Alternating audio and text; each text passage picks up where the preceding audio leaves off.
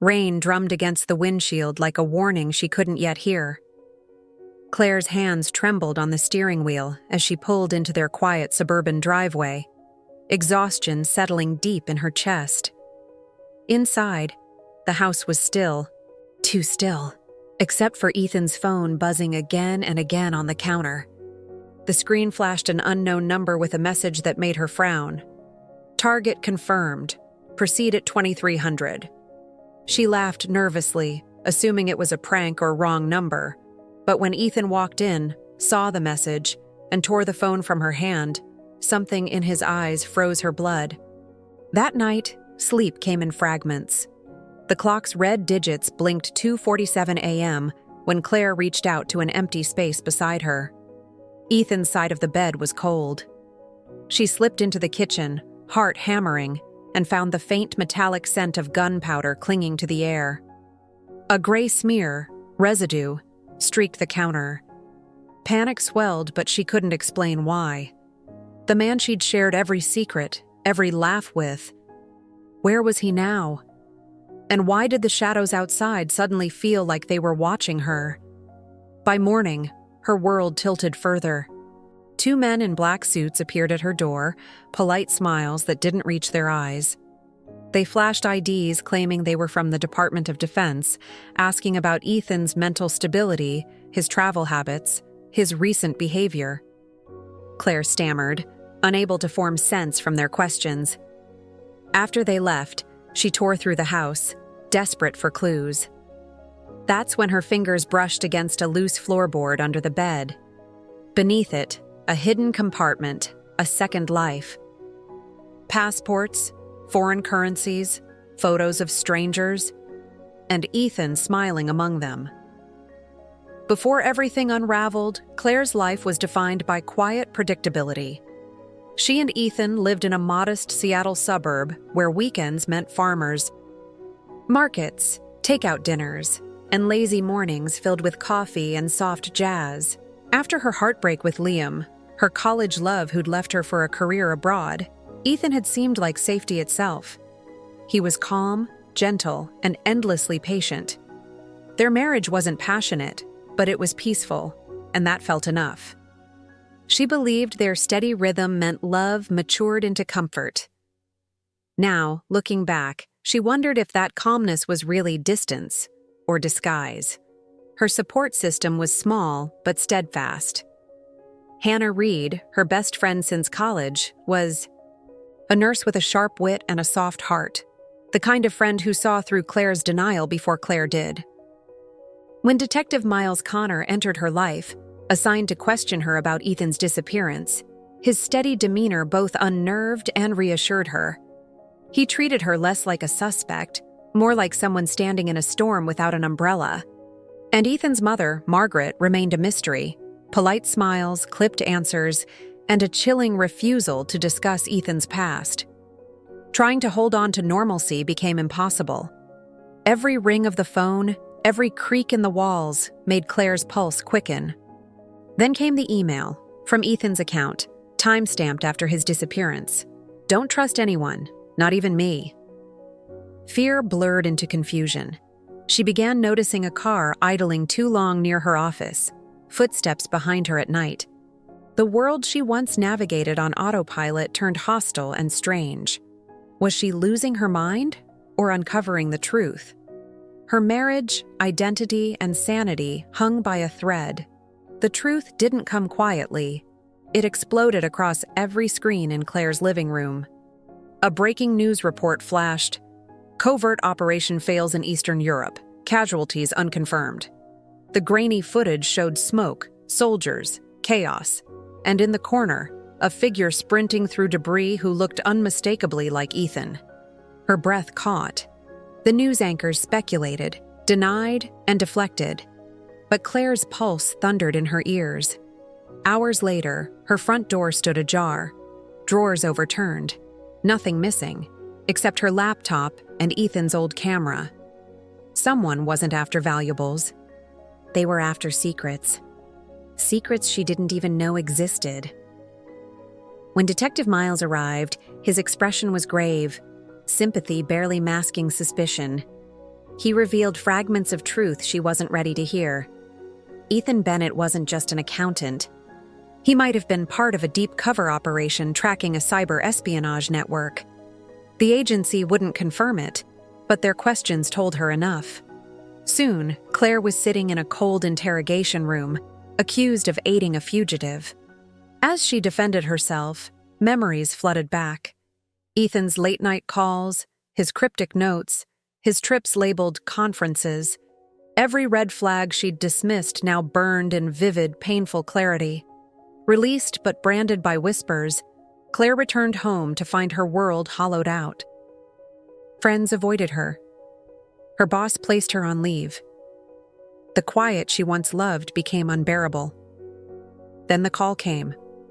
A distorted voice on the line. "Mrs. Bennett, if you want him alive, you'll follow the instructions." Fear morphed into fury. For years, she'd lived as a supporting character in Ethan's secret life. No more.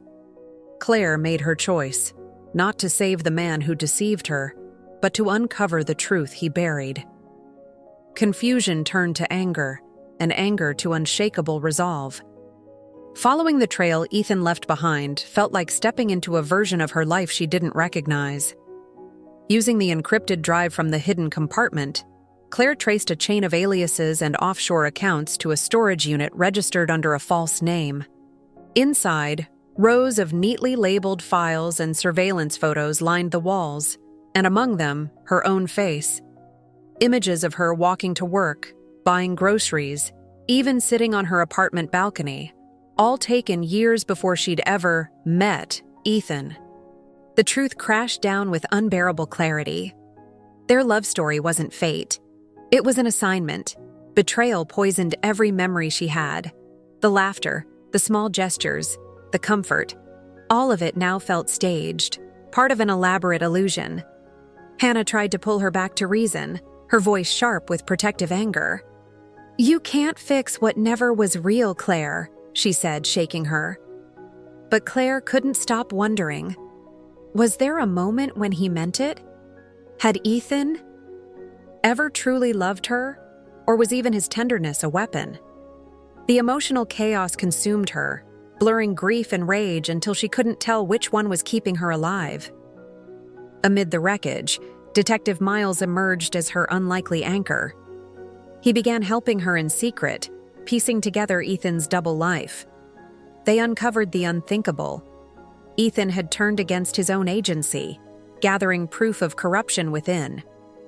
Someone powerful now wanted that evidence buried, and Claire, unknowingly, held the final piece. A recording Ethan had hidden for her. The walls closed in fast. Claire was followed, hunted, forced to flee. Then came Ethan's final encrypted message. "If you're reading this, they've turned me into the enemy. Trust only what your heart remembers." The night was heavy with mist as Claire stood on the abandoned pier, the water below swallowing the moonlight. Every creak of wood felt like a warning. She'd come to meet a contact who claimed to know the truth about Ethan, a final lead in a labyrinth of lies. But when the figure stepped from the shadows, her breath caught. Ethan, alive, battered, bleeding. His eyes, once calm and calculating, now burned with guilt. He told her everything, how he'd been ordered to surveil her because her late father's work tied to a defense scandal, and how breaking orders to love her made him the agency's perfect scapegoat. His confession shattered the last illusions she'd clung to. The man she'd loved had been both her protector and her deceiver. "Was I ever your choice, Ethan?" she demanded, voice trembling. "Or just your mission?" The silence that followed was unbearable, the sound of truth unspoken but understood. Then chaos struck. Flashlights, gunfire, shouts. They were surrounded. Ethan lunged, shielding her from the bullets meant for them both. The impact echoed across the water. In his final breath, he whispered, "You were the only thing that was real." And then, nothing. Days later, Claire stood in a government safe house, turning over the encrypted drive Ethan died to protect. When the technician decrypted it, a hidden message began to play. Ethan's voice, calm but fading. "If you're hearing this, they'll believe I'm the traitor. I made sure of it. The files they want are decoys. The real data's gone, and so are you, safe." Claire's tears fell silently. He had orchestrated his own downfall to shield her from the crossfire. Love and deception had become indistinguishable. But his final act proved what words never could. In the months that followed, Claire stood before government committees and cameras, her voice steady as she revealed everything Ethan had uncovered: the corruption, the cover-ups, the innocent lives destroyed to preserve power. The world listened, shocked. Ethan's name was cleared, his supposed betrayal rewritten as sacrifice. Yet Claire refused the hollow sympathy and media praise that followed. She wasn't a grieving widow or a tragic heroine. She was a survivor. She left her job, her home, her old identity behind, channeling her pain into purpose, rebuilding herself as a freelance cyber consultant, determined to expose truth wherever it hid. Detective Miles became her quiet constant. He checked in now and then, not out of pity, but respect. They shared something wordless, two people who'd been betrayed by systems they once trusted. Over coffee and case files, a subtle bond formed, one rooted not in romance but recognition. He told her once, "You didn't lose yourself, Claire. You found who you were before they rewrote your life." For the first time in months, she smiled, realizing that strength wasn't loud. It was the quiet act of standing up again when no one expected you to. On a gray morning, Claire visited Ethan's grave, the sky mirroring the ache that still lingered. She knelt, tracing his name with trembling fingers. "You lied about everything," she whispered. "But you taught me how to see truth." Her words carried no bitterness, only release. The wind off the water felt cleaner, freer, as if it carried the last pieces of the life she'd lost. Forgiveness didn't erase the pain, but it unshackled her from it. For the first time, Claire walked away not as someone's wife or victim, but as herself. The morning light poured gently across Claire's desk, painting her face in soft gold. Outside, the city moved with quiet indifference, people rushing to work, unaware of the story buried beneath her calm expression. Her life had grown simple again, but not small. She'd rebuilt piece by piece, new work, new purpose, new peace. Yet sometimes the silence still carried his voice. On this morning, as she sifted through old files, an unread message appeared, time-stamped months ago. Her heart skipped. From Ethan Bennett. The subject line read only, "For when you're ready." Her hands trembled as she clicked. The email was brief, almost painfully so. "If you found this, it means you survived." That's all I ever wanted. There were no apologies, no explanations, just that one final truth. It wasn't closure in words, but in what they didn't say. Ethan had lived and died in secrets, yet this last message was stripped bare of deceit. It was the closest thing to honesty he had left to give. Tears welled but didn't fall. Instead, Claire exhaled softly, as if releasing the last ghost tethering her to him, to the past, to the pain. She closed the laptop, resting her palm over it like a quiet goodbye. Sunlight brushed her face, and a faint smile formed, fragile but real. "So did you," she whispered, as if he could still hear her somewhere beyond the noise of memory. The world outside shimmered, alive, vast, and open. The story that began with betrayal ended in awakening. Love had been twisted by lies, yet redeemed by sacrifice.